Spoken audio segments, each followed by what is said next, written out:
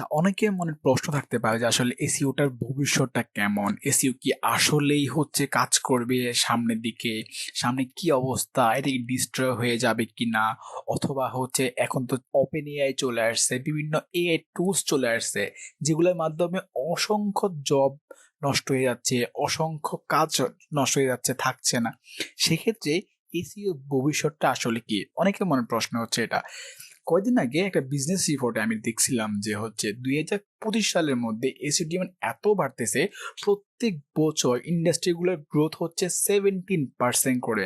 তার মানে 2025 সালের মধ্যে প্রত্যেক বছর, এখন থেকে প্রত্যেক বছর 17% করে হচ্ছে ইন্ডাস্ট্রিগুলোর গ্রোথ হচ্ছে, প্লাস এসিও ডিমান্ডটা বাড়তেছে। দ্যাট মিনস যেহেতু আপনার গ্রোথটা বাড়তেছে, সো আপনার কিন্তু এখানে কাজের ডিমান্ড বলি, কাজের স্পেস বলি, সবই কিন্তু আলটিমেটলি বাড়তেছে, তাই না? এসইওটা যদিও হচ্ছে আনুষ্ঠানিকভাবে শুরু হয়েছে 2009 থেকে 10 সাল থেকে। গুগল অফিসিয়ালি বলা শুরু করছে এসইও এর কাজ কি, এসইও কিভাবে কি করতে হয়। গুগল সার্চ কনসোল, ওয়েব মাস্টারে অনেক কিছু অ্যাড করছে। বাট এসইওটা আসলে একদম গুগলের জন্মলগ্ন থেকেই কিন্তু এসইওটা কাজ ছিল বা এসইওটা ছিল। যদি আমি বলি যে হচ্ছে গত 10 বছর ধরে ওরা আসলে অফিসিয়ালি এসইও নিয়ে হিউজ কাজ করছে, এবং সামনেরটাতেই আর অনেক বেশি কাজ হবে। যদি কাজটা নাই হতো বা কাজটা নাই করতো, তাহলে কিন্তু ওটা কখনো হচ্ছে এইভাবে গাইডলাইন দিত না, এভাবে প্রত্যেকটা সময় প্রত্যেকটা মাসে ইস্যু নিয়ে তো আপডেট আসতো না, তো আপডেট করতো না বিভিন্ন র্যাঙ্কিং ফ্যাক্টর থেকে শুরু করে এভরিথিং।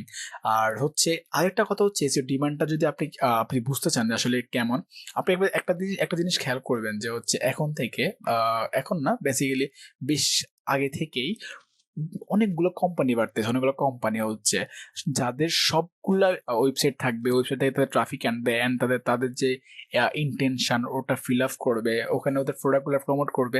প্রত্যেকটা স্টার্ট আপ কোম্পানি বলি, হাই ক্লাস কোম্পানি বলি, মিড ক্লাস কোম্পানি বলি, প্রত্যেকটা কোম্পানি কিন্তু এক একটা ওয়েবসাইট কিন্তু আছে।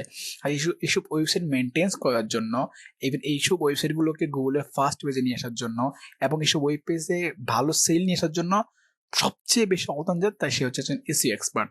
সো আপনি এসইও এক্সপার্ট হলে কিন্তু আপনার জবের অপরচুনিটি বলি, জবের সুযোগ বলি বা যাই বলি না কেন, সব কিছুই সহজ।